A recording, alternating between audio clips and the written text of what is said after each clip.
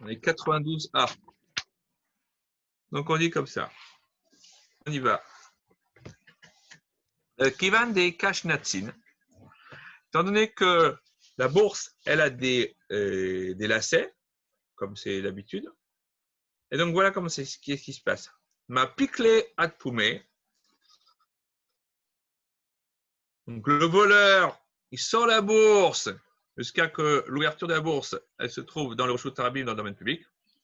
Vesharev et Shakil. Et il va défaire l'ouverture et il va prendre l'argent. Ushnatzin a guidé Migavai. Et malgré tout, les bourgs, les lanières, elles continuent à être liées à l'intérieur, puisqu'elles se trouvent encore à l'intérieur de la maison. Et donc, avec ça, il n'a pas transgressé le Shabbat d'après la loi de la Torah, d'après Rabbi Yochanan, qui considère que Eged Keli Nershav Keli, que le lien effectué par un ustensile ou un instrument constitue un lien. En vérité, il n'y a pas de lien. Donc, c'est une bourse qui est auto-fermante.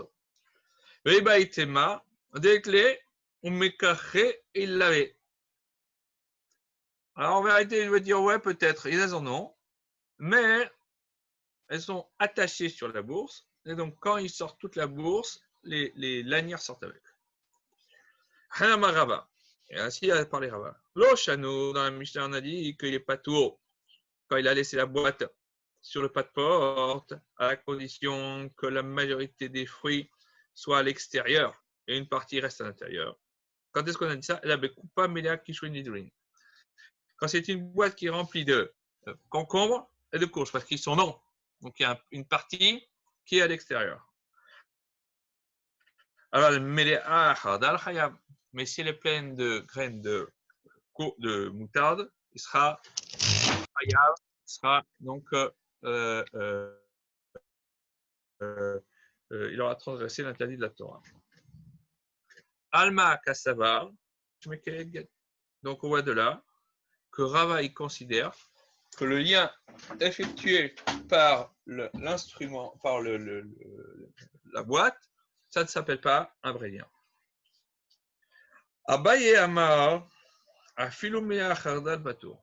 Abaye il a une opinion divergente de celle de Rava. Il dit même si elle est pleine de graines de moutarde, ça ne sera quand même pas un interdit de la Torah qui aura transgressé. Alma Kassavar, Eget Kedishim Egel. Donc lui, il considère que le lien effectué de manière formelle par l'ustensile, la boîte en l'occurrence, ça s'appelle un vrai lien. Kam Abaye, Beshitati de Rava. La Gemara va dire qu'en vérité, après ces discussions, Abaye et Rava, ils ont changé d'opinion et ils ont inversé leurs opinions personnelles. Elle dit comme ça, Kam Rava, Beshitati d'Abaye. Donc Abaye, il a pris l'opinion de Rava, et Rava, il a pris l'opinion d'Abaye. Alors, comme on a dit, il va ramener d'Abaye. Il faut dire qu'il y a donc une contradiction interne dans les propos d'Abaye, ici, avec un autre endroit. Il va ramener des Rava, et la même chose pour Rava aussi, il y a aussi une contradiction interne. Leïdma, parce qu'il dit, mais il peut dire Shutarabim, celui qui sort des fruits dans le domaine public, Abayama, Beyat Hayar. S'il est sorti à la main, il a transgressé l'interdit de la Torah. Des Keli, pas tout. Par contre, si c'est avec un ustensile, donc une boîte, eh bien, il sera dispensé de l'interdit de la Torah. Pourquoi? Parce que, étant donné qu'il y a une partie des fruits qui restent dans la maison, eh bien, on considère que l'ensemble est attaché relié par la boîte.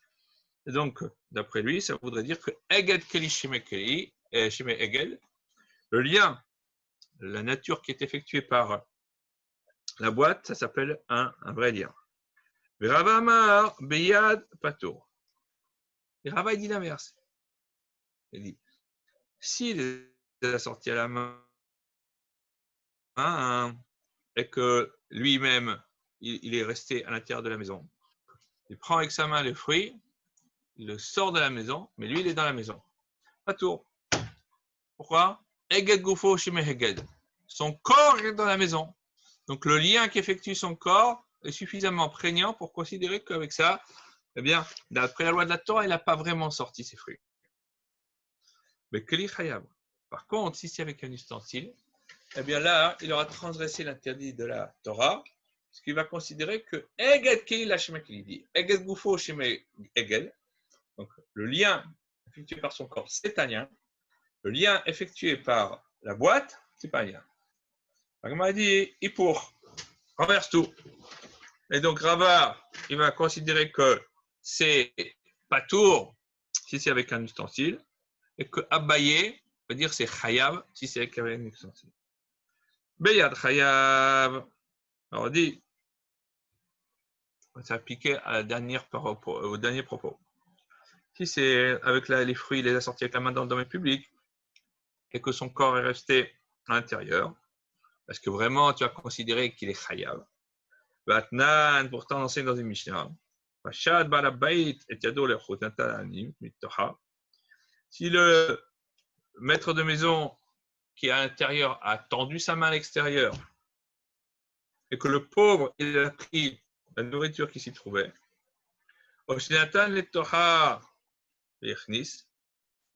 alors le pauvre il a mis quelque chose, il a rentré dans la maison du riche, enfin du maître de maison, Shenehem Pturim, et tous les deux n'ont pas transgressé l'interdit de la Torah. Donc on voit que dans le premier cas, où le balaba chose avec sa main à l'extérieur, eh bien, il est considéré comme patour. Il n'a pas transgressé l'interdit de la Torah. Contrairement à Mishosha. Ah, mais dans notre Mishnah, quand on nous dit que le balabait, il a tendu la main, hein, il est au-dessus de 3 tfachim au-dessus du sol. Donc, il n'est plus considéré comme attaché au sol. Et donc, pourquoi il n'est pas tour? Parce qu'il n'y a pas eu de anacha. Vous vous rappelez, on l'a vu hier, on l'avait déjà vu plusieurs fois avant.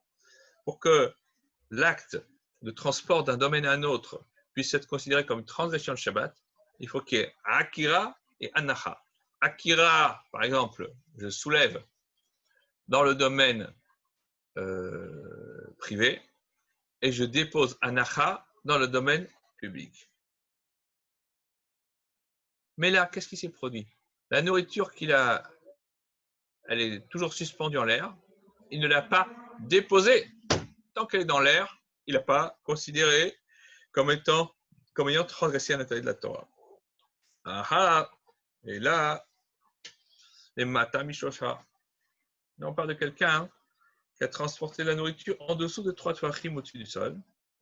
Et donc, on ne peut pas dire qu'on va le rendre patour parce qu'il manque le fait d'avoir déposé, parce que moins que 3 tfachim, c'est considéré comme si c'était déposé. Donc, j'ai un objet ou un fruit que je balade, que je soulève du sol, que je prends de la table et que je mets, on va dire, en suspension à 10 ou 15 cm du sol, c'est comme si j'avais déjà déposé. Et donc, ça s'appelle une oxa gumora. C'est vraiment comme s'il avait transporté le Shabbat et donc il a transgressé l'interdit de la Torah. Nouvelle Mishnah. Amotzi ben mimino ben mismolo. Betocheko al ketefav chayav. Tekel masa benekeat. Ça tombe bien, c'est la paracha d'hier Nassau. On a vu que ceux qui portaient le Mishkan et notamment le Aaron Abrit, l'arche d'alliance, c'était les enfants de Gershon, Kehat ou Merari. Kehat, c'était comme ça. Eux, ils portaient les ustensiles du Mishkan, du tabernacle dans le désert, sur leurs dos et leurs épaules. Donc, quelqu'un qui transporterait d'un domaine à l'autre le Shabbat, que ce soit avec sa main droite ou sa main gauche, ou sur son sein, ou sur ses épaules, sur son dos, il a transgressé l'interdit de la Torah, puisque c'était ainsi qu'agissaient les enfants de Kehat dans le désert. C'est-à-dire s'il a fait d'une manière inhabituelle, beraglo, avec son pied, au bépiv ou avec sa bouche, Oh, Bemar Peko, sous les aisselles. Beozno, l'oreille.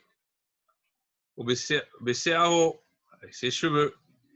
Ou Bepundato, ou Pialemala. Ou alors avec sa bourse qui contient de l'argent, mais avec l'ouverture vers le haut. Donc,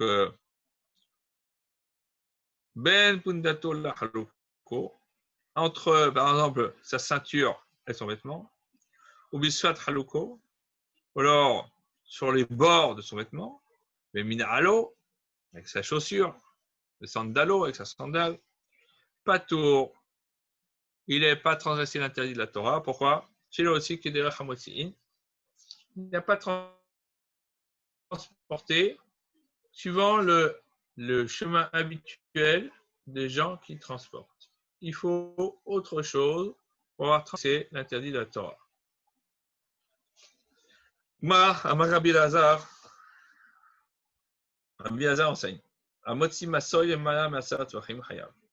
Quelqu'un qui transporte un objet dans sa main au-dessus de 10 tefachim du sol, il a transgressé l'interdit de la Torah. C'est comme ça que transportaient les fils de Kehat, qui ont transporté les ustensiles du tabernacle au-dessus de 10 tefachim de la terre. Et la Gemara va prouver comment se fait-il que les fils de Kehat ont transporté à cette hauteur. Massa bene Kehat minalan. Les enfants, le transport des fils de Kehat, d'où est-ce qu'on le connaît? Dirtiv, parce qu'il est marqué à la Mishkan, la Misbar Saviv. Donc, les tentures du tabernacle étaient qui se trouvaient sur l'autel, le tabernacle et sur l'autel. Makish Misbeach HaMishkan. Dans ce verset, on met sur le même plan l'autel et le tabernacle. Ma Mishkan et Sermot, de la même manière que le Mishkan était haut de 10 coudées, 3 et 5 mètres. Quoi. À la famille Misbeach et Sermot. Donc, de la même manière, l'autel, c'était 10 coudées. Au Mishkan Goufé Minalan, et le tabernacle lui-même, d'où est-ce qu'on sait que c'était 10 coudées? Dirti, parce qu'il est marqué à propos des poteaux de soutènement du Mishkan, Esther Amot, Orecha Karesh. 10 coudées, la longueur du poteau. Aussi bête que ça, c'est marqué explicitement dans la Torah. Au Kotiv, il est marqué, Vaïfros et Taouel, Mishkan. Il a étendu la tente sur l'autel, sous-entendu, il a recouvert le tabernacle, sur le tabernacle. Rav Moshe Rabbeinu Perasso. Et Rav dit c'est Moshe Rabbeinu qui l'a étendu. Et donc de là on apprend que Moshe Rabbeinu était immensément grand, qui mesurait 10 amot. Donc si c'était pas ça, il n'aurait pas pu l'étendre lui-même. Donc sous-entendu, on a laissé le boulot parce qu'il était le seul à avoir la hauteur requise. Pas simplement la hauteur de vue, mais la hauteur physique. Kanat Alamel, chez Govan, chez Lévi'im, c'est Amot. Donc là, tu apprends que la grandeur des Lévi'im, était 10 coudées. Parce que Moshe était de la tribu de Lévi. Et donc apparemment, même les gens de cette tribu, ils étaient comme ça. Les fils de Kehat, qui étaient de la tribu de Lévi, et aussi Diamot. Au Gmiré d'école, Tuna Demidé. Et on sait que chaque chose qu'ils ont portée, Bemotot, avec des barres, vous savez, que pour les porter, Klita Mileel, Tredita Miltahat. Un tiers était au-dessus de leurs épaules, ou alors la tête au-dessus, et les 2 tiers étaient en dessous de leur tête ou de leurs épaules. Donc on voit que le misbeach, l'autel, qui était porté sur des poutres, eh bien, il se trouvait sur les épaules des Lévi'im. Et donc, on en déduit de là que la hauteur du sol, c'était bien plus que 10 tefachim. Là, on n'est même plus à 10 tefachim, 10 amot, c'est beaucoup plus. Donc, parce que un tiers au-dessus de leur tête ou de leurs épaules, des Lévim, c'était ça ce qu'il fallait pour porter. Et seulement 2 tiers étaient en dessous de leur tête. Donc, si le misbéar fait 10 amot, dire que 2 tiers, ça fait 7 amot qui étaient en dessous de leur tête. 7 coudées. Ça fait beaucoup. Ça fait énormément.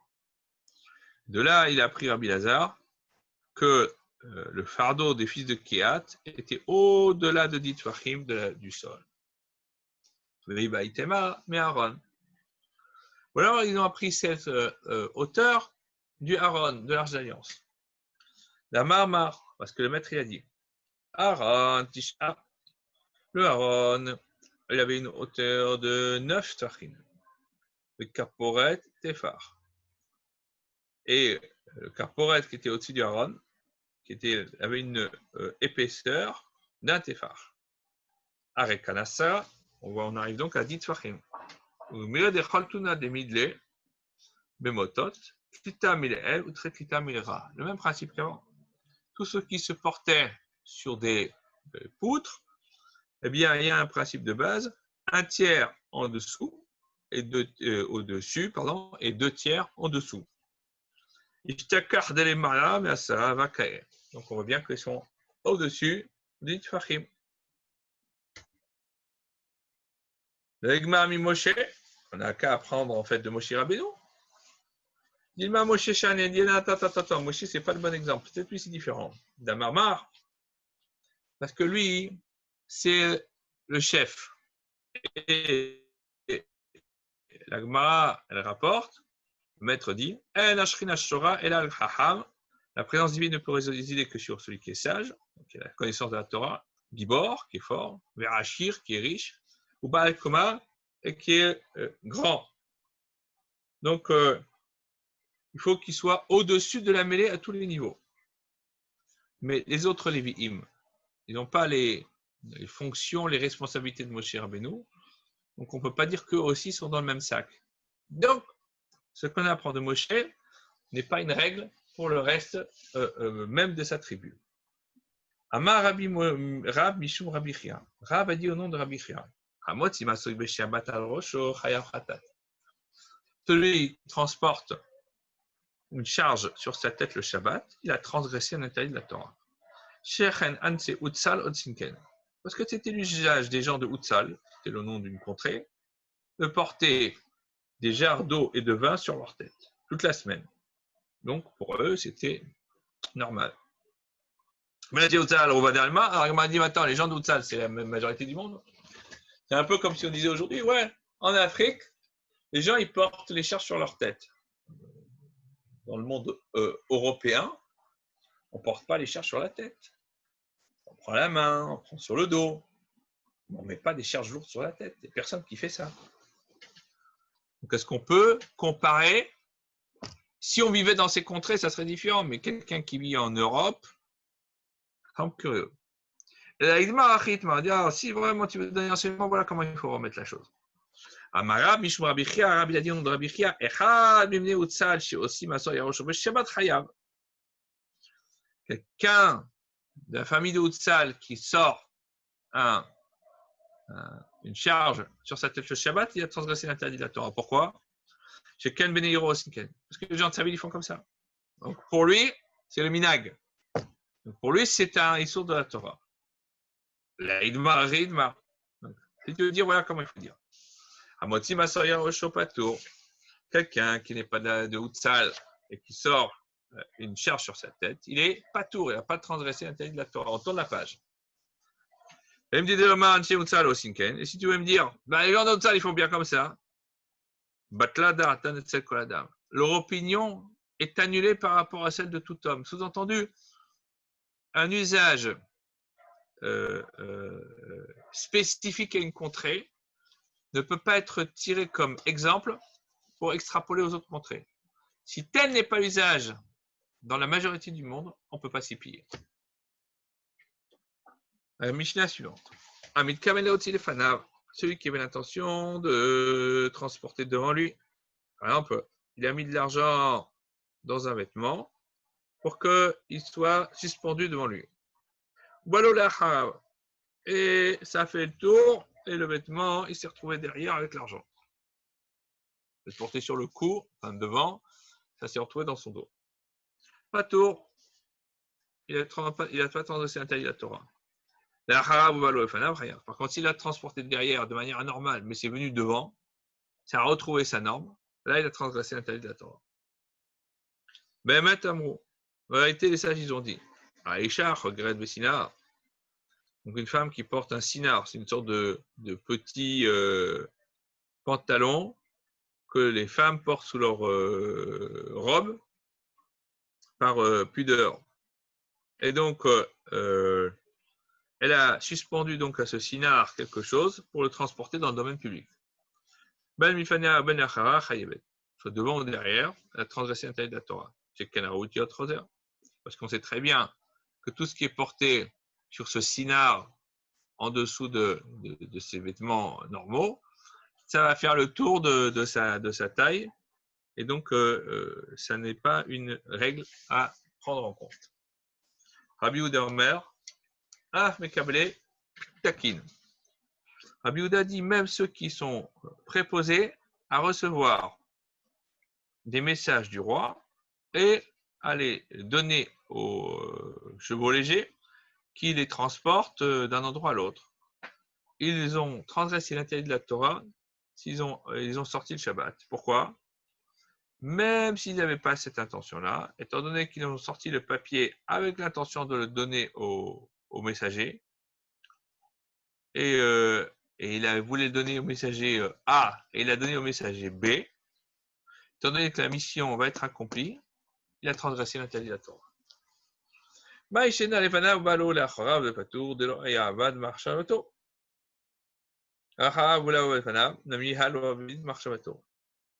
Qu'est-ce que ça change s'il avait posé devant, suspendu, et s'est passé derrière, et on dit que il n'est pas tour, il n'a pas transgressé la Torah. Pourquoi? Parce que son intention première n'a pas été accomplie. Et si c'est l'inverse, là aussi son intention première n'a pas été accomplie. Il a posé derrière et s'est passé devant, mais il ne voulait pas. Et malgré tout, là, on va dire qu'il est chayav. Alors, c'est quoi la différence entre les deux cas? Amar Rabbi Elazar, il enseigne. Tavra, le Harour dit que c'est un langage d'exclamation, de serment.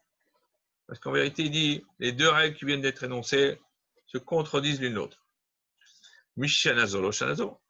En vérité, celui qui a donné cet enseignement n'a pas donné l'autre.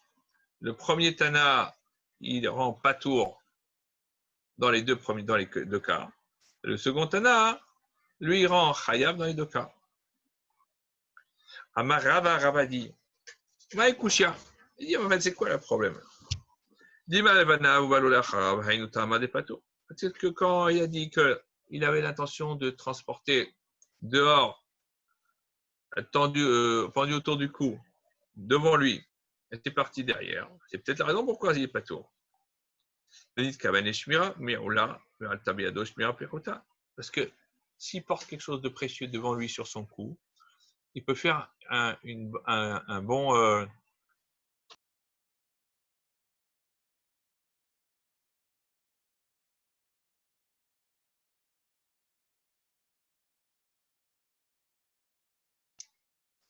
Là, on m'en réentend?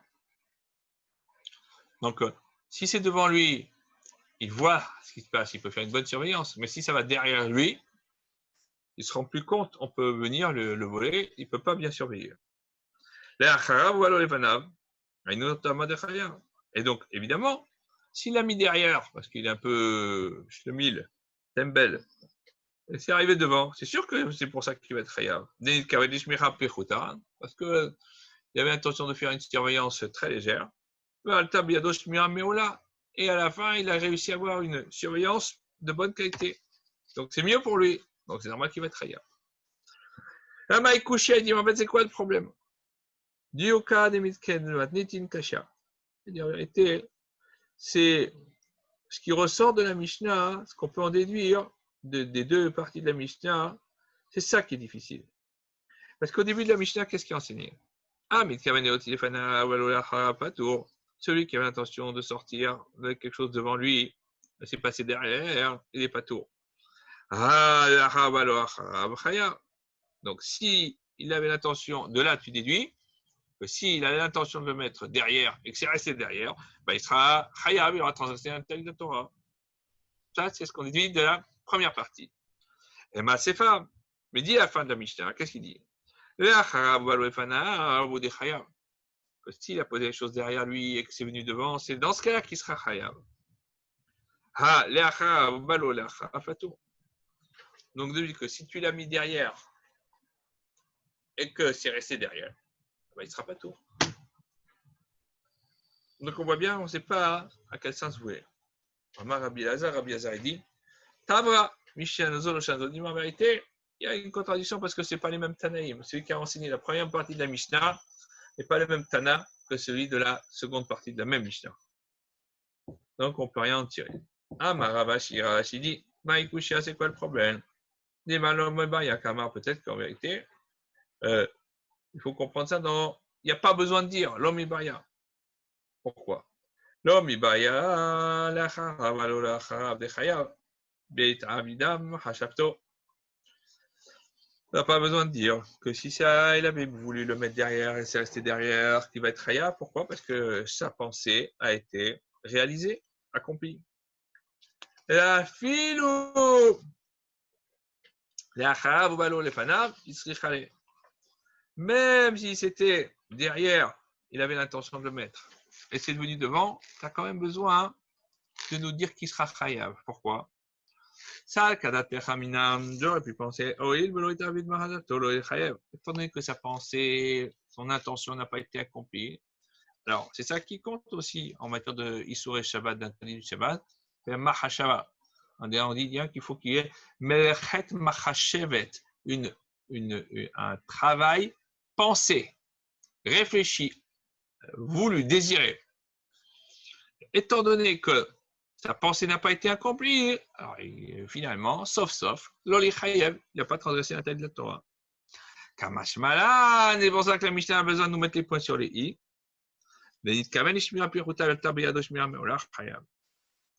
Que, étant donné qu'il avait l'intention d'avoir une surveillance très basique et qu'il en a eu, par ses mérites, on va dire, une surveillance de haute qualité, eh ben, c'est ça qui va justifier qu'il sera considéré comme chayav, qui aura transgressé l'interdit de la Torah.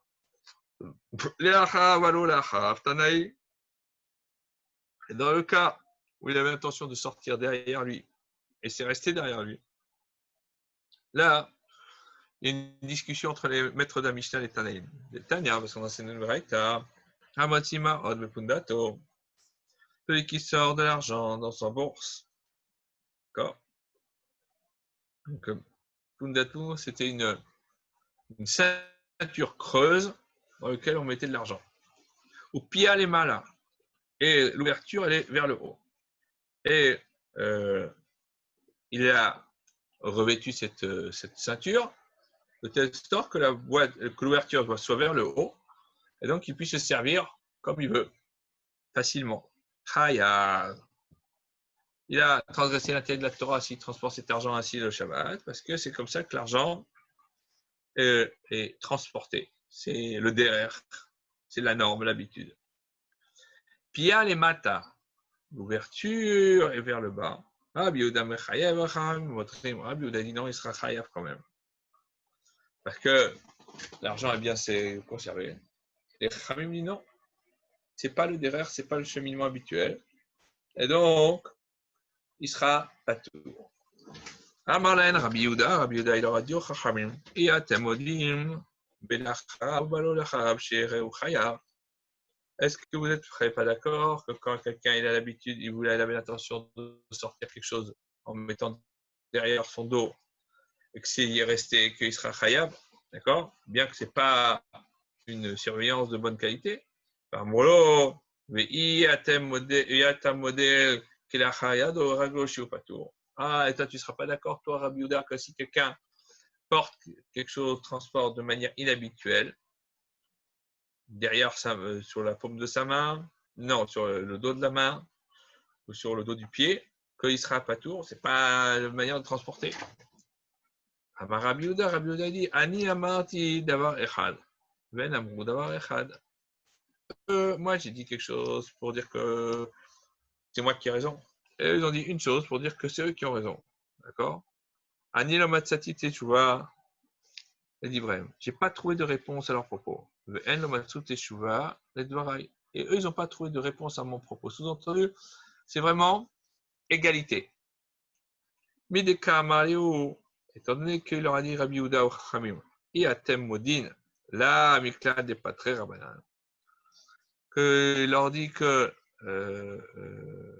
quand quelqu'un a voulu, par exemple, transporter quelque chose derrière son dos et que c'est resté derrière, qu'il est chayav, n'est-ce pas que quand vous dites ça, c'est pas que vous êtes très d'accord, que vous, les Chachamim, que dans ce cas-là, il ne sera pas tour.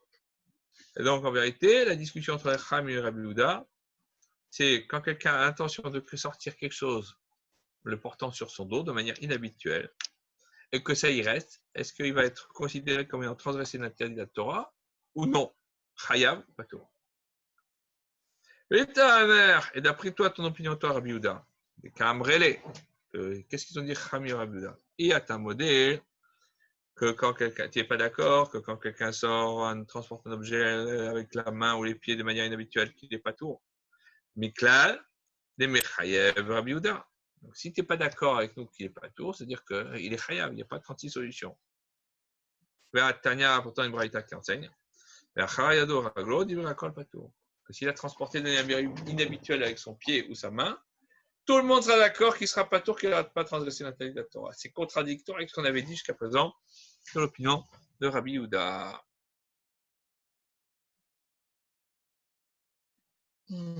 Et là, donc, revenons à nos moutons. Si quelqu'un a eu l'intention de transporter quelque chose derrière son dos, et ça y est resté, d'après tout le monde, il aura transgressé l'interdit de la Torah. Contre, quelqu'un qui sort avec de manière inhabituelle avec son pied ou sa main, tout le monde sera d'accord qu'il ne sera pas tour, qu'il n'aura pas transgressé l'interdit de la Torah. Qui plié, alors c'est quoi la discussion? Les pundato pierre les matins, ceinture creuse qui contient de l'argent avec l'ouverture vers le bas. Mar, 1 mètre, Rabbi Yehuda en l'occurrence, mais d'amélé l'achab, balo l'achab, considère que c'est le même cas que quelqu'un qui a voulu mettre ses objets dans une bourse suspendue derrière son dos et ça y est resté. Et pour lui, il a quand même, donc dans ce cas-là, puisque sa pensée a été accomplie, il est chayav, il a transgressé l'interdit de la Torah. Omar et les Chamim, eux, ils disent, mesdames, les achayado verago. C'est comme si quelqu'un a transporté de manière inhabituelle avec sa main et son pied, et donc dans ce cas, il sera pas tout. Les maîtres à Emo, Aïcha, etc. En vérité, ils ont dit que la femme qui porte le sinar et qui a quelque chose qui suspend une bourse et qui fait le tour de sa hanche, que dans tous les cas, elle sera chayevet. Alors, la Braïta va expliquer pourquoi est-ce qu'on a dit Be'emet amou, Be'emet alacha'i. Quand une Braïta qui nous dit que chaque fois qu'on enseigne dans la Gemara Be'emet, c'est que c'est une halacha claire et il n'y a personne qui discute. Important de le savoir. Rabbi Yehuda Omer, Af mekable pitakin. Rabbi Yehuda dit aussi que c'était le cas de ceux qui recevaient les pitakin. Tana enseigne une Braïta, c'est Ken Lavlare Malchut. Osinken. Les scribes royaux agissent ainsi. Quelquefois, le scribe a l'intention de donner ses écrits à un messager et ne le trouve pas. Et pourtant, c'est un message pour le roi ou émanant du roi et c'est urgent. Et donc, on va le donner à un autre messager. Et donc, ça veut dire que malgré tout, sa pensée était accomplie puisqu'il est sorti avec l'intention de trouver un messager pour transporter. C'est pas celui qu'il voulait, mais il en a quand même trouvé un. Donc, à cause de ça, il sera chayav, puisqu'il a donné à un messager qui va transporter le Shabbat. Troisième Mishnah, Amotzi Kikar Lershut Arabim Bechayav. Celui qui transporte une miche de pain dans le domaine public, il est chayav. Otzi Ushnaim Pturim. Ils sont deux à transporter, ils n'ont pas transgressé la taille de la Torah. Lo Yachol Echad Leotzio Otzi Ushnaim. Si c'était quelque chose de très lourd, et un seul n'arrivait pas à le sortir, et qu'ils ont été deux à le sortir, chayavim. Ils ont transgressé. Ah non, j'ai sauté une ligne. Celui qui transporte un morceau de pain dans le domaine public, il est chayav. S'ils ont été deux à le transporter, ils sont pturim. Pourquoi? Parce que c'est pas un travail. Al-Haïkin avait raconté que quand il était prisonnier de guerre en Allemagne, il s'efforçait le Shabbat de ne pas se faire trop voir pour éviter de transgresser l'interdit du Shabbat. Et un jour, il devait transporter des poutres. Il se faisait fait aider par un copain non juif pour transporter une poutre le Shabbat. Et le soldat allemand qui les a surveillés les a réprimandés. Il a dit, mais ça, c'est pas un travail. Il dit, vous voyez, même le non juif, l'allemand, le nazi, il a compris qu'un travail qui peut être effectué par une personne qui est effectué par deux, c'est pas un travail. C'est ce que la Torah nous dit. On revient à notre affaire. Lo yachol echad leotzio. Alors, s'il n'y a pas un qui peut le transporter tout seul, leotzio shtaim, ils ont été deux à le transporter. Chayabim, pourquoi? Parce que c'est le derrière. Il ne peut pas le transporter tout seul. Il faut être à deux. Donc, si je transporte à deux, j'ai rien changé. Par contre, si c'est quelque chose que je peux porter tout seul et que je me mets à deux ou trois pour le transporter, là, effectivement, on a partagé la charge. Et donc, dans ce cas-là, on n'a plus transgressé l'interdit de la Torah. Alors, continuons notre affaire.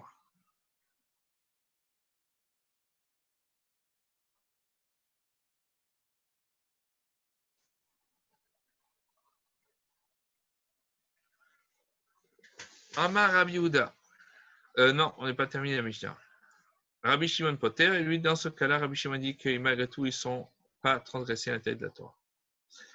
Amar Rabbi Yehuda, Rabbi Yehuda, il a dit au nom de Rav, Amrela, Amar Abaye, Amrela, Matitatana. Certains disent que c'est ce qu'il a dit Abaye, d'autres disent que c'est une braïta.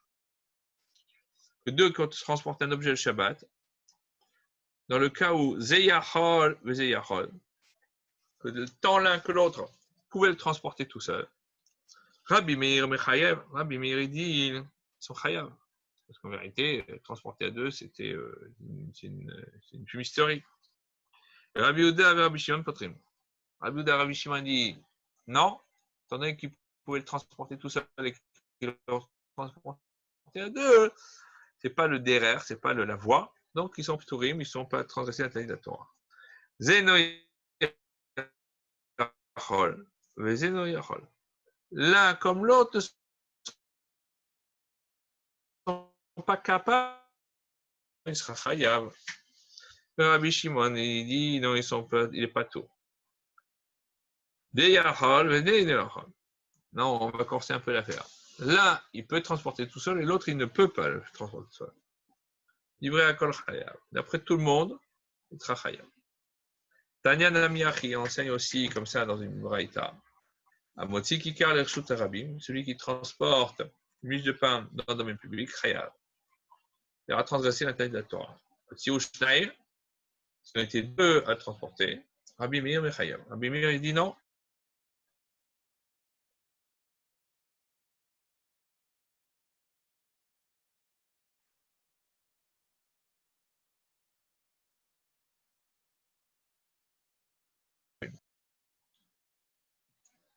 Mais il me lave.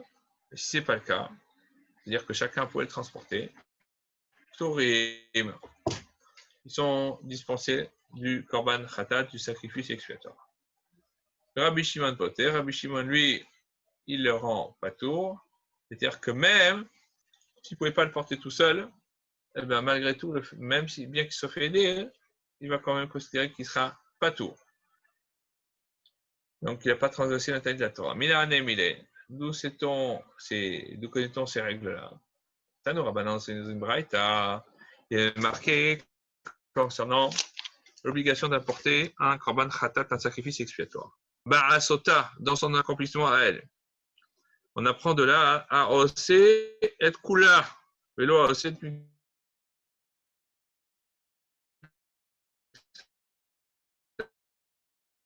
quand on a fait une avera, on a commis une transgression. Seulement si on l'a accompli dans son intégralité, mais pas si on l'a accompli partiellement. Quetzal, comment c'est possible? Deux personnes qui tenaient le Shabbat une fourche, comme dit Rashi, et ils rassemblaient les épis de céréales, les gerbes de céréales, et ils en faisaient des gerbes, pardon, et c'est la mélacha de Me'amer, dit Rashi, en gerbé. Ou alors, Bekarkar. Ça, c'est un bâton en bois qui est aiguisé et on l'utilise, c'est les tisserands qui l'utilisent. Le Shoftim. Et avec ce bâton, ils égalisent les fils de la trame, le nom de la chaîne. Ouais. Et ça s'appelle Mester. Ou alors, Bekulmus, Bekotvin. Ils saisissent ensemble une plume, enfin un roseau, un calame, et ils écrivent à deux.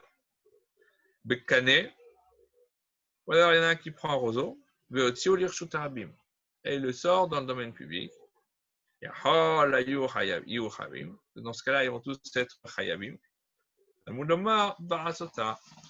Agmara vient te dire, c'est que comme il est marqué dans le pasuk Ba'asota, il l'accomplira dans son intégralité. Velo c'est mixata, et pas celui qui va accomplir partiellement une partie de la avera. Il nous faut la totale. Autrement, ça ne marche pas. Alors on nous dit comme ça. Berigul chez le Devela. Donc ils sont à deux à transporter un gâteau de figues qui sont collés ensemble, qui vont sécher. Ils vont transporter dans le domaine public. Ou alors, Bekora, ou alors ils l'ont transporté sur une poutre. Ils vont sorti dans le domaine public. Rabbi Oda Omer Rabbi Oda dit, s'il y en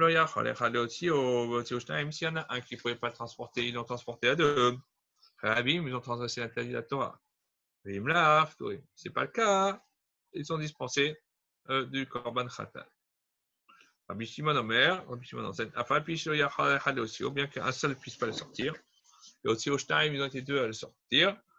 Tourim, ils ont dispensé du korban khatat, donc ils n'ont pas transgressé l'interdit de la Torah. Et car, c'est pourquoi il dit, Ba'asota, lorsqu'il l'accomplira à elle, il y a Hidja Sa'a, Chayav.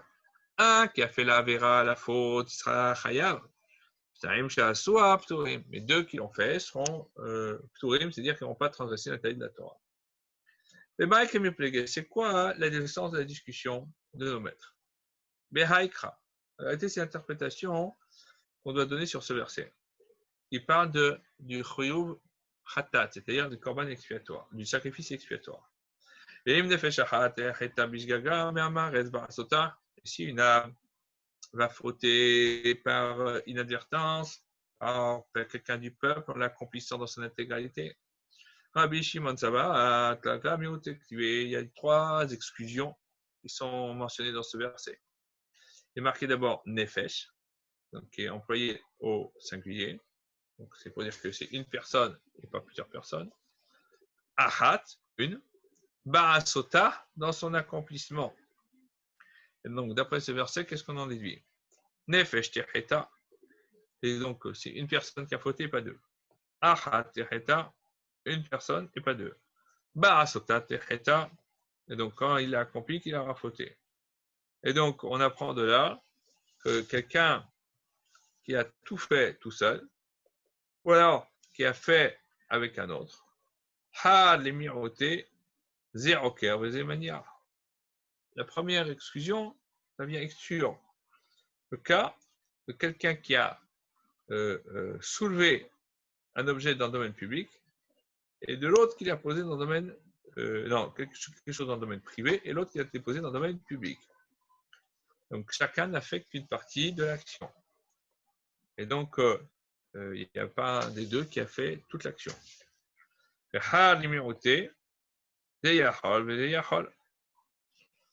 cas où on a dit qu'il y avait deux personnes et ils ont fait ensemble. Simplement, l'un comme l'autre avait la possibilité de faire tout seul cette action. Le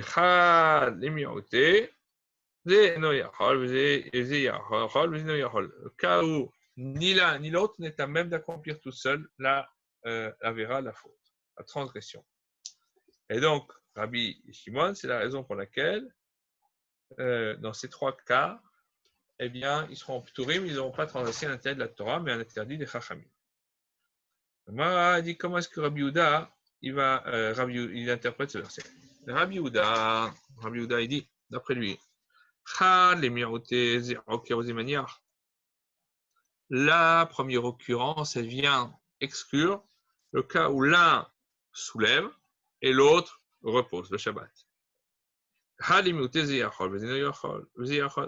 L'autre cas vient sur le cas où là il dit je peux soulever et je peux faire l'acte tout entière et l'autre aussi. Le troisième cas, ça c'est dernièrement, c'est quelqu'un qui a commis une transgression mais sur injonction ou enseignement du Beddin. Donc le tribunal rabbinique l'a induit en erreur. Et donc c'est un bon juif, il a posé la question et on lui a raconté des cracks. Et donc, nous dit dans ce cas-là, il est considéré comme anus, cas de force majeure, et donc il est dispensé d'un sacrifice expiatoire. Ça, c'est la troisième exclusion qui est mentionnée, la troisième occurrence. Rabbi Shimon, Rabbi Shimon, il pense que quelqu'un qui a fait une transgression sur l'injonction ou l'enseignement du Beddin sera quand même coupable. Et donc, la troisième occurrence ne vient pas pour ça, mais pour quelqu'un qui dit l'un ne peut pas l'accomplir tout seul, l'autre ne peut pas l'accomplir tout seul. Rabbi Meir, il va te dire Miketiv nefesh teheta. Est-ce qu'il est marqué une âme va fauter? Ahat teheta, ba'asota teheta, à chaque fois le mot teheta. Très mieux activé. En réalité, il y a deux exclusions qui sont mentionnées explicitement dans le verset. L'une pour nous exclure le cas où une personne a soulevé l'objet le Shabbat et l'autre seulement l'a reposé. Donc, je le soulève dans le domaine privé et je le donne à l'autre qui va le poser dans le domaine public. Et l'autre cas, c'est quelqu'un qui a agi sur enseignement, instruction du Beddin. Et comme on a 2 points, on arrête là.